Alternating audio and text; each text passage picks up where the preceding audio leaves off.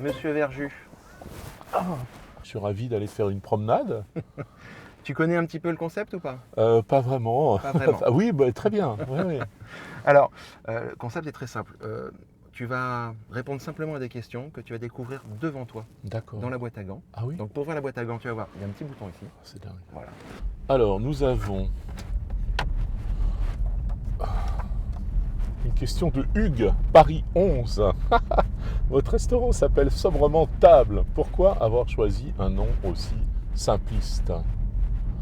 L'intéressante cette question, parce que si on l'analyse simpliste, il y a un côté un peu péjoratif. Moi j'aurais dit un nom aussi simple. Je crois que j'ai choisi un nom Table pour deux raisons. La première, c'est que Hugues, vous n'êtes jamais venu chez moi, probablement, sinon vous n'auriez pas posé la question. En fait, c'est une seule et même table qui se déroule comme ça, comme un grand drapé d'étain, fait par Monsieur Château, qui est le dernier maître esténier français, et qui vient envelopper la cuisine. Quand on voit aussi la préparation, parce que la cuisine est ouverte, Tout ouverte, ouais. qu'on fait la cuisine à l'instant où on va la manger, pour moi c'est important. Je travaille sur les énergies des produits, sur l'énergie du vivant, et aussi sur l'énergie de mes convives, parce que ça me permet de leur faire des plats très personnels et qui correspondent vraiment aux instants qu'ils vivent autour de la table. Oh, elle est très courte celle-là. Laurent, Paris 12. Est-ce que c'est le produit qui fait le plat ou bien le plat qui fait le produit? Bah, c'est les deux, hein. La grande histoire de la haute gastronomie française considère que sans produit, il n'y a pas de cuisine, ce qui me paraît évident, et contrairement à ce qu'a essayé de nous faire croire l'agro-industrie, moi je suis finalement un tailleur de diamants. Ça veut dire que j'essaie de trouver des diamants qui ne sont peut-être pas forcément visibles, qui sont encore dans leur gang. Et mon métier de chef, c'est de les tailler pour que lorsqu'ils arrivent dans votre assiette, ils scintillent vraiment de toutes leurs facettes. Je crois que chaque produit, chaque ingrédient a une promesse et que le rôle du chef, c'est de savoir la faire se révéler. Une chose qu'on ne sait pas ou que les internautes peut-être ne savent pas, c'est qu'à la base, tu es autodidacte. Ah oui, moi je suis né à la campagne, donc j'ai une éducation du goût. J'ai construit une bibliothèque de goût sur des saveurs à la fois sauvages, parce qu'avec ma grande-tante, on allait ramasser tout un tas de plantes dont on faisait des salades ou qu'on utilisait en aromatique. Moi j'allais traire les vaches, j'allais cueillir des champignons, ramasser des myrtilles, des framboises l'été, ramasser des champignons aussi dans les prés. J'allais braconner des truites, j'allais poser les collets, j'attrapais des lapins, j'avais un jardin, je faisais pousser des légumes. Et ça, j'avais 10 ans, voilà, donc à l'époque, j'ai eu de la chance que PlayStation et toutes ces choses-là n'existaient pas. Et donc moi, mes jeux personnels, c'était ça. Donc d'une certaine façon, petit à petit, j'ai construit un rapport au goût, ma bibliothèque de goût, mais j'étais loin de la construire aussi savamment et en conscience et en connaissance qu'après ma rencontre avec Pierre Hermé, qui est un des hommes qui a un des palais les plus extraordinaires au monde.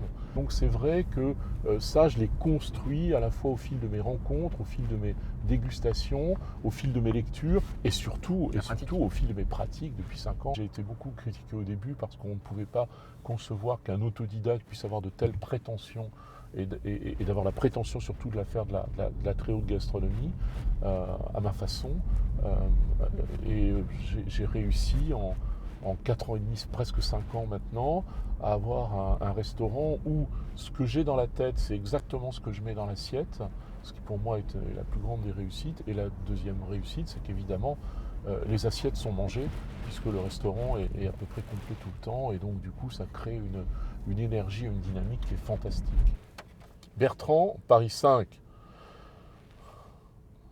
Il me tutoie, Bertrand, mais c'est pas qui c'est, Bertrand, moi. Alors, Qu'est-ce qui t'a le plus surpris lorsque tu as découvert le métier de restaurateur?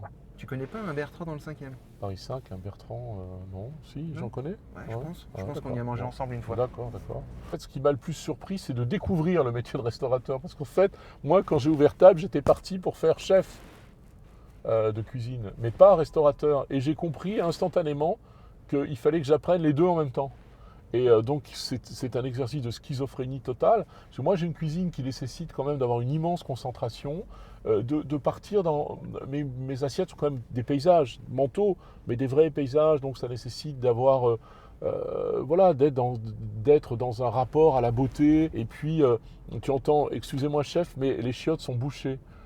Et là tu dis pardon, excusez, c'est quoi? Et ça c'est le métier de restaurateur. Ça te fait remonter vite fait. Ça veut dire que là, d'un seul coup, tu quittes ton apnée magnifique et tu reviens à une réalité un peu nauséabonde. Et évidemment, tous ceux qui ont un restaurant vont se marrer quand je vais dire ça, mais les catastrophes ne surviennent pas le matin à 9h15 quand tout le monde est joignable, etc. Mais tes évacuations de plonge se bouchent à 10h30 quand tu as 45 clients dans le restaurant et que ça tourne à fond. Et là, tu finis de faire la cuisine avec les pieds dans l'eau parce que ça n'évacue plus.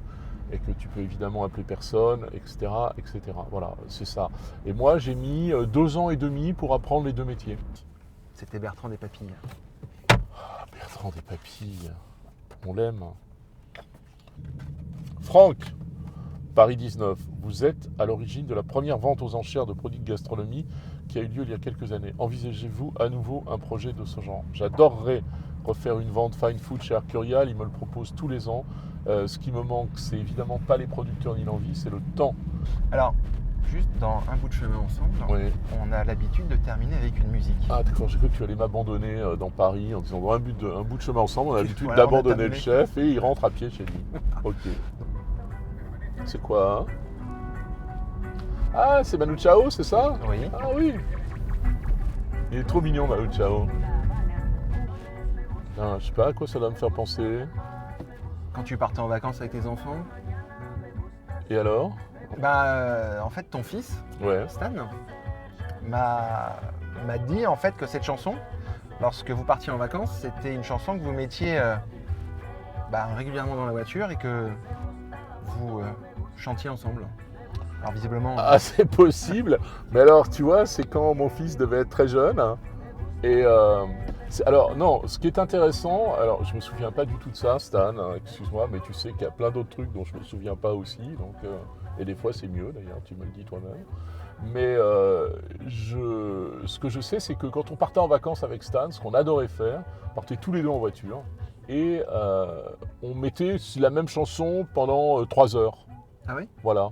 C'était un peu ça. Et donc on avait effectivement des trucs récurrents. Et comme j'aime beaucoup Manu Chao, il n'est pas improbable qu'on les misse ensemble. Et à force de l'entendre, on était évidemment capable de la chanter. Mais il est mignon mon petit Stan. C'est chouette. Au revoir. Merci pour ce bout de chemin sous un Paris plein de lumière et vivant.